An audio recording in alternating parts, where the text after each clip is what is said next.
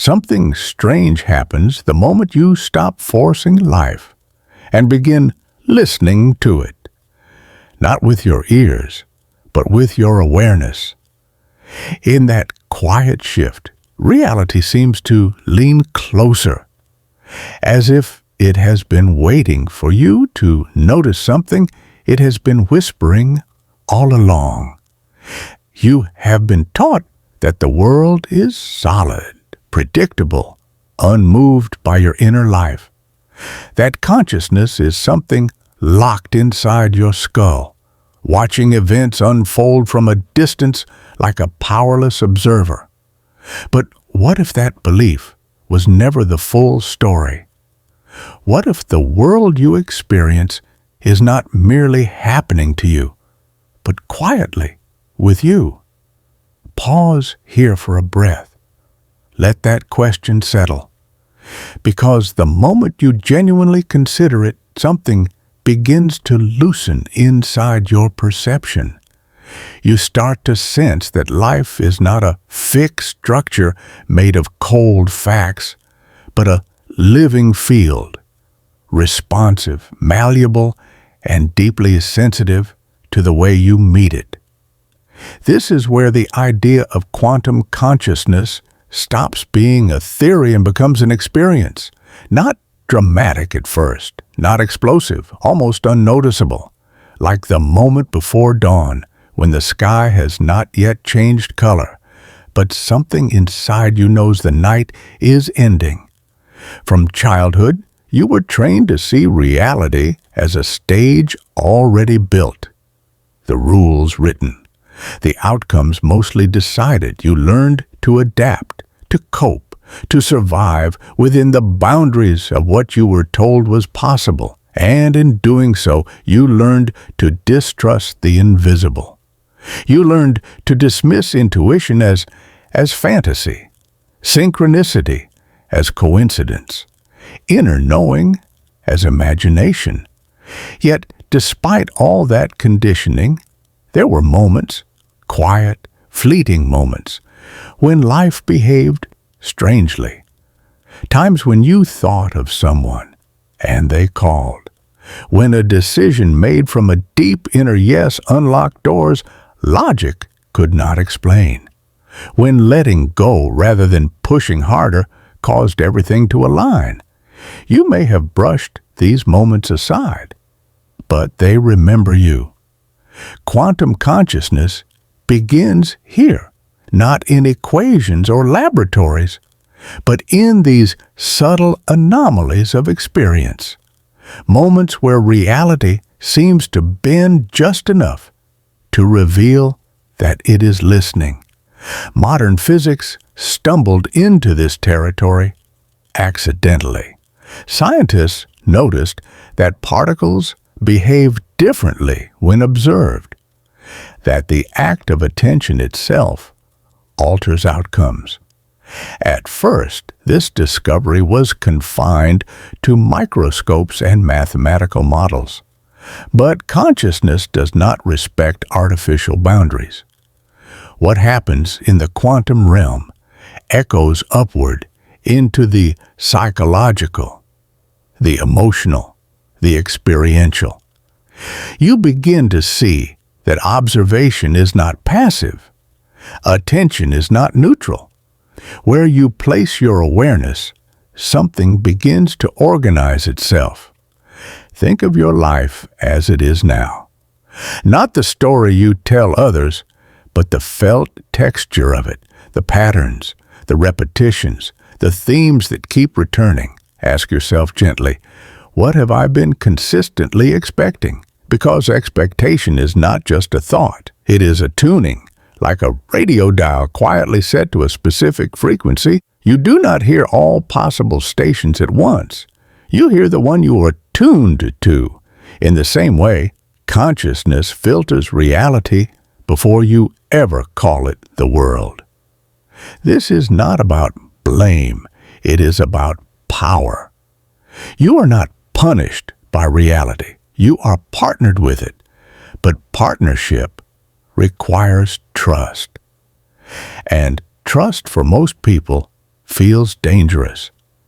Trusting consciousness means releasing the illusion of total control. It means allowing uncertainty to exist without immediately trying to dominate it.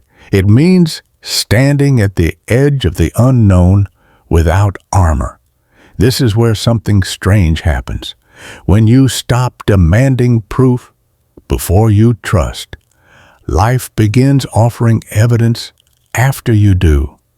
Not all at once, not dramatically, in small, precise ways that feel almost intimate.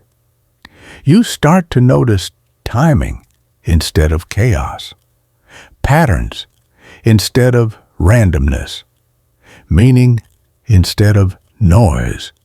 This does not mean everything becomes easy. It means everything. Once you notice that reality responds, you can never return to innocence, not because the world becomes louder, but because you become quieter. And in that quiet, a subtle thread reveals itself, an invisible coherence running beneath events. At first, you may resist it. The logical mind tightens when it senses territory it cannot map. It demands guarantees, timelines, proof in advance. But quantum consciousness does not respond to demands. It responds to relationship, to trust that is lived, not argued. This is where many seekers hesitate. They want transformation without vulnerability, awakening without uncertainty, control disguised as spirituality. Yet the deeper intelligence of reality only opens itself to those willing to meet it without armor. Think about trust for a moment, not the word, the sensation. Trust is not certainty. It is not optimism. Trust is a relaxed readiness, a willingness to move without knowing exactly where the ground will appear. This is why trust feels dangerous to the conditioned mind, because the mind was trained to survive, not to listen. It learned that safety comes from prediction, from repetition, from staying within the known. But consciousness evolves at the edge, and the edge is always uncomfortable. When you begin to trust the field of possibilities, something subtle but profound shifts in your behavior. You stop forcing outcomes. You stop micromanaging every interaction. You stop exhausting yourself trying to outthink life. And strangely, life becomes more cooperative, not obedient. Cooperative. You begin to notice timing instead of resistance. You speak a thought aloud and later discover it answered through an unexpected channel. You release an attachment and an opportunity arrives from a direction you never considered. You follow a quiet inner nudge that makes no logical sense, and it leads you exactly where you needed to be. These moments are not rewards. They are feedback. Reality signaling. Yes, this is how we communicate. Ancient traditions understood this long before modern science tried to translate it. They spoke of the Tao, the Logos, the Akashic field, different languages pointing to the same recognition that beneath appearances there is an ordering intelligence, not rigid, not authoritarian, fluid, responsive, sensitive to alignment rather than effort. Neuroscience now adds its own layer to this understanding. When you trust, your nervous system shifts. The body exits survival mode. The brain reduces threat filtering. Your perception literally widens. This is not metaphorical. When fear dominates, your attention narrows. You see fewer options, fewer signals, fewer possibilities. When trust enters, perception opens. You notice more. You hear more. You sense more. It is not that reality changed. Your access to it did. This is why two people can face the same uncertainty and experience completely different outcomes. One braces, the other listens. One resists, the other responds. Trust does not mean passivity. It means participation without aggression. It means allowing yourself to be informed by what is unfolding instead of constantly trying to override it. This is where the idea of quantum consciousness becomes embodied, not as a belief system, but as a way of moving through the world. You begin to treat thoughts as signals, not commands. You notice which thoughts contract your body and which ones expand it. Expansion is not excitement. It is clarity, a subtle sense of alignment where effort decreases and coherence increases. You may begin to notice that when you trust this expansion, outcomes tend to require less force. Conversations soften, solutions emerge faster, obstacles dissolve without confrontation. This is not because you are avoiding reality. It is because you are finally engaging it at the level where it organizes itself. There is a paradox here. The more you try to control the future, the less responsive it becomes. The more you trust the present, the more the future. There comes a moment when trust is no longer an experiment. It becomes a responsibility.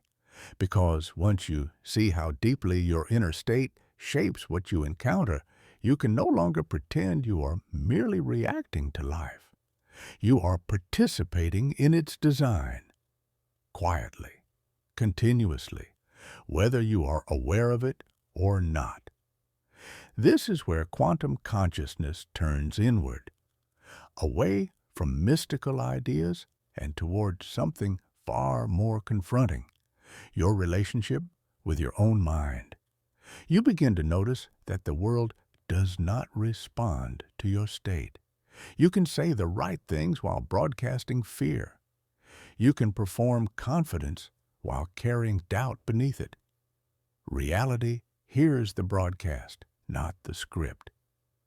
This is why affirmations often fail. They try to override the surface without changing the observer underneath. The observer is the one tuning the frequency, and that observer is shaped by conditioning. Most of your thoughts are not chosen. They arrive from memory, from habit, from inherited narratives that once kept you safe. The mind learned to scan for threat long before it learned to sense meaning. This is not a flaw. It is a survival adaptation. But what once protected you can now limit you. The observer inside you developed early. It learned what to expect from love, from authority, from effort. And based on those expectations, it filters reality in advance. Opportunities you are not expecting often pass by unnoticed. Solutions you do not believe in fail to register, not because they are absent, but because the portal is not open in that direction. This is the uncomfortable realization. You do not see the world as it is. You see the world as you are trained to see it. Quantum consciousness invites you to retrain the observer, not through force, but through awareness. The moment you notice a thought, instead of believing it, the observer shifts position. You move from inside the thought to watching it. This creates space, and space is where reprogramming begins. Neuroscience calls this metacognition. Ancient wisdom called it witness consciousness. Different languages pointing to the same liberation. You are not your thoughts. You are the field in which they arise. Once this becomes experiential, not conceptual, something profound happens. Thoughts lose their authority. They still appear, but they no longer command. You begin to notice patterns, the same worries recycling, the same doubts resurfacing in different disguises. You see how the mind tries to predict pain before it happens. You see how it rehearses disappointment to feel prepared. And in seeing this, compassion arises, not judgment. Because you recognize that the mind is trying to protect you using outdated data, this compassion is essential. Reprogramming does not happen through war, it happens through relationship. When you fight the mind, it tightens. When you observe it gently, it softens. This is where intention becomes powerful, not as forceful wishing, but as directional attention. You begin choosing where to rest your awareness, noticing what you habitually feed with thought. Fear grows when it is fed. Possibility grows the same way. The brain does not distinguish between imagined and actual experiences. It responds to repetition. This is why visualization works, not because of fantasy, but because of neuroplasticity. When you imagine a possibility with presence, the brain begins building pathways for it. You are not manifesting events. You are preparing perception. You are training the observer to recognize new options when they appear. And they do appear, often quietly, often disguised as small choices. Quantum shifts rarely announce themselves with fireworks. They arrive as subtle deviations, a different response, a pause instead of a reaction, a choice you would not have made before. Over time, these micro shifts accumulate, and suddenly life feels different, not because circumstances dramatically changed, but because there is a final shift that happens quietly. No announcement, no ceremony, just a subtle realization that you are no longer searching for signs, because you have become readable to the field itself. This is the moment quantum consciousness stops feeling like something you use and starts feeling like something you inhabit. You notice that life no longer needs to shout to get your attention. A glance is enough. A pause carries information. Silence speaks. You are no longer waiting for certainty before moving. You move from coherence, and coherence has a signature. It feels like right timing without strain, like action without inner resistance, like effort that does not exhaust you. This is not passivity. It is precision. At this stage, trust is no longer a practice. It is your default posture. You no longer ask, will this work?